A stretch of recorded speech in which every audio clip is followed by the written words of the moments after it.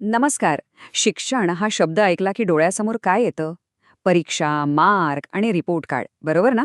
पण थांबा, शिक्षण म्हणजे खरंच फक्त इतकंच आहे का? आज आपण जरा या पारंपरिक विचारांच्या पुढे जाणार आहोत आणि मूल्यमापनाचा खरा अर्थ काय आहे तो समजून घेणार आहोत. चला तर मग सुरू करूया. तर मग मूल्यमापन म्हणजे फक्त गुण आणि प्रगती पुस्तकं? बहुतेक लोकांना असंच वाटतं, नाही का? पण विचार करा, खरंच ही गोष्ट इतकी साधी आहे की याच्या मागे काहीतरी खूप मोठा खोल अर्थ लपलाय? चला मिळून शोधूया याचं उत्तर. तर उत्तर आहे नाही. मूल्यमापन हे काही फक्त निकाल लावायचं मशीन नाहीये. ते तर संपूर्ण शिक्षण प्रक्रियेला दिशा दाखवणारे कंपास आहे, एक होकायंत्र आहे. यातून फक्त मुलांची प्रगती कळते असं नाही, तर आपण ज्या पद्धतीने शिकवतोय, आपण जी ध्येय ठरवली आहेत ती कितपत यशस्वी होत आहेत हे सुद्धा आपल्याला कळतं. तर मग आपल्या पहिल्या भागात आपण हेच बघणार आहोत की मूल्यमापन ही संकल्पना परीक्षा आणि गुणांच्या कितीतरी पलीकडची आहे आणि ती शिक्षण प्रक्रियेचा एक अविभाज्य भाग कशी बनते. आता बघूया की मोठमोठे शिक्षण तज्ज्ञ आणि महत्त्वाचे आयोग याबद्दल काय म्हणतात, कारण त्यांच्या बोलण्यातूनच आपल्याला या संकल्पनेची खरी खोली आणि ताकद समजेल. Doctor S.S. माथुर काय म्हणतात बघा. ते म्हणतात की मूल्यमापन म्हणजे फक्त ज्ञान तपासणं नाही, तर विद्यार्थ्यांची स्किल्स, त्यांची वृत्ती, त्यांच्या सवयी या सगळ्या गोष्टी मोजणं आहे. सोप्या भाषेत सांगायचं तर मुलाला काय येतंय हे तर बघायचंच, पण तो एक माणूस म्हणून कसा घडतोय याचं एक पूर्ण चित्र आपल्यासमोर उभं येतं. आता ऐका डॉक्टर T.K. शर्मा काय म्हणतात ते. त्यांच्या मते मूल्यमापन म्हणजे आपण जी काही शिक्षणाची उद्दिष्ट ठरवली आहेत ती किती साध्य झाली हे तपासण्याचा एक वैज्ञानिक आणि पद्धतशीर प्रयत्न. म्हणजे हा काही अंदाजे करायचा प्रकार नाहीये. आपण ठरवलं होतं की आपल्याला इथे पोचायचंय आणि आपण नक्की कुठे पोचलो हे अगदी अचूकपणे तपासण्याची ही एक पद्धत आहे. आणि गंमत म्हणजे ही काही आजची नवीन गोष्ट नाहीये. आपल्या कोठारी आयोगाने तर 1964-46 मध्येच सांगितलं होतं की मूल्यमापन ही एक सतत चालणारी प्रक्रिया आहे.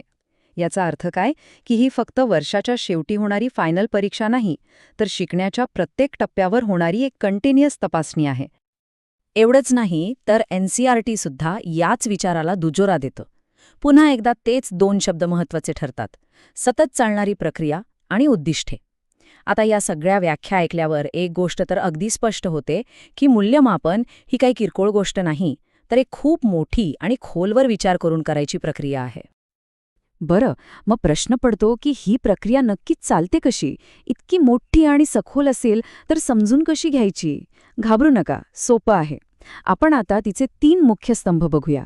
हे 3 पिलर्स एकत्र आले की मूल्यमापनाची पूर्ण रचना आपल्या लक्षात येईल. तर हे आहेत ते 3 स्तंभ. 1. उद्दिष्टे. 2. शैक्षणिक अनुभूती. आणि 3. मूल्यमापन साधने. चला, आता या प्रत्येकात काय आहे हे जरा खोलात जाऊन बघूया.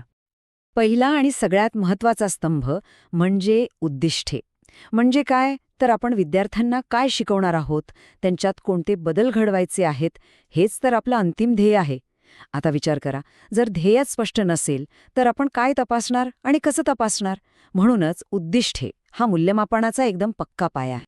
आणि ही उद्दिष्टे म्हणजे फक्त पाठांतर करणं किंवा माहिती लक्षात ठेवणं इतकंच नाही. ती ज्ञानात्मक असू शकतात, भावनिक असू शकतात, जसं की मुलांमध्ये चांगली मूल्य रुजवणं, किंवा मग क्रियात्मक असू शकतात, म्हणजे एखादं स्किल प्रत्यक्ष करून दाखवणं. उद्दिष्ट तर ठरली, पण तिथपर्यंत पोचायचं कसं? त्यासाठी येतो दुसरा स्तंभ, शैक्षणिक अनुभूती. हा त्या उद्दिष्टांपर्यंत पोचण्याचा खरा रस्ता आहे. हे असे अनुभव आहेत जे मुलांना फक्त पुस्तकातलं ज्ञान देत नाहीत, तर त्यांना प्रत्यक्ष कृतीतून, सहभागातून शिकण्याची संधी देतात. उदाहरणं द्यायची झाली तर लॅबमध्ये जाऊन स्वतः प्रयोग करणं, मित्रांबरोबर ग्रुप डिस्कशन करणं किंवा एखाद्या ऐतिहासिक किल्ल्याला प्रत्यक्ष भेट देणं, हे सगळे इतके भारी शैक्षणिक अनुभव आहेत की त्यामुळे शिकणं एकदम जिवंत होऊन जातं. आणि आता येतो तिसरा आणि शेवटचा स्तंभ, मूल्यमापन साधनी. ठीक आहे, ध्येय ठरवली, शिकण्याचा अनुभवही दिला, पण आपण ठरवलेल्या ध्येयांपर्यंत पोहोचलो की नाही हे समजणार कसं? बरोबर, त्यासाठी लागतात मूल्यमापन साधने. ही साधने मुलांची प्रगती मोजतात. आणि पुन्हा एकदा, ही साधनं म्हणजे फक्त लेखी परीक्षा नव्हे, यात तोंडी परीक्षा, प्रॅक्टिकल्स, चेकलिस्ट इतकंच काय, मुलांनी स्वतः तयार केलेले पोर्टफोलिओसुद्धा येतात. आणि या वेगवेगळ्या साधनांमुळेच आपल्याला विद्यार्थ्यांच्या प्रगतीचं एक खरंखुरं आणि अचूक चित्र बघायला मिळतं. तर आपण हे 3 वेगवेगळे स्तंभ बघितले, पण लक्षात घ्या, हे काही वेगळे नाहीत, ते एकमेकांशी जोडलेले आहेत.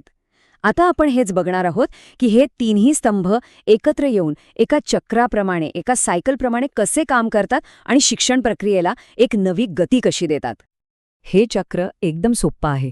स्टेप 1 उद्दिष्टे ठरवा, स्टेप 2 त्यापर्यंत पोहोचण्यासाठी अनुभव द्या आणि स्टेप 3 त्यातून यश मिळालं का हे तपासा. आणि सगळ्यात भारी गोष्ट काय माहितीये, ह्या तपासणीतून जी माहिती मिळते त्याच्या आधारावर आपण आपली उद्दिष्टे आणि शिकवण्याचे अनुभव आणखी चांगले बनवू शकतो. हे एक सतत फिरणारं, एकमेकांशी जोडलेलं चक्र आहे. आणि ह्याच चक्रामुळे शिक्षणाची गुणवत्ता खऱ्या अर्थाने जपली जाते. आपण काय करायचं हे ठरवतो, ते कसं करायचं याचा मार्ग देतो आणि ते झालं की नाही हे तपासतो. यामुळे संपूर्ण शिक्षण प्रक्रिया जास्त प्रभावी आणि अर्थपूर्ण बनते. चला, आता आपण या सगळ्याच्या शेवटच्या आणि सगळ्यात महत्त्वाच्या भागाकडे आलो आहोत. आपण हे सगळं का समजून घेतोय, या सगळ्याचा नेमका उपयोग काय, हे इतकं महत्त्वाचं का आहे? तर सगळ्यात महत्त्वाची गोष्ट ही आहे की खरं मूल्यमापन हे फक्त मार्क किंवा ग्रेड देणारं साधन नाही. ते विद्यार्थ्यांच्या सर्वांगीण विकासासाठी एक गाईड आहे, एक मार्गदर्शक आहे. यातून आपल्याला समजतं की एखादा विद्यार्थी कुठे कमी पडतोय आणि त्याला नक्की कुठे मदतीची गरज आहे. आणि यामुळे होतं काय की शिक्षकांना प्रत्येक टप्प्यावर मुलांच्या प्रगतीबद्दल अगदी अचूक माहिती मिळते आणि मग ह्या माहितीच्या आधारावर ते प्रत्येक मुलाच्या विकासासाठी जास्त चांगले आणि योग्य निर्णय घेऊ शकतात. आणि जाता जाता एक महत्त्वाचा प्रश्न जो विचार करायला लावेल.